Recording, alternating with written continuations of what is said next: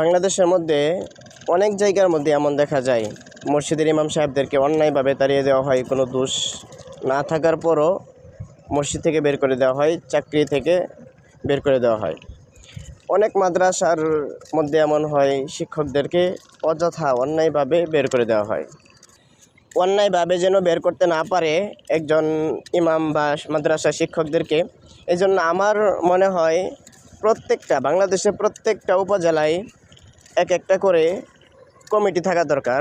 এক একটা করে যারা সম্মানিত বড় বড় ওলামায়ে কেরাম আছে তাদের পক্ষ থেকে একটা রুলস দেওয়া দরকার যে এই নীতির বাহিরে যদি ইমাম সাহেব যায় তাহলে বের করতে পারে কিছুদিন সময়ের মাধ্যমে, বা এর বাহিরে যদি বের করা হয় তাহলে উপজেলা কেন্দ্রিক যারা দায়িত্বে থাকবে, এই ক্ষেত্রে কমিটি থাকবে, তারা একটা যাতে ব্যবস্থা নিতে পারে ওই রকম একটা সিস্টেম দরকার।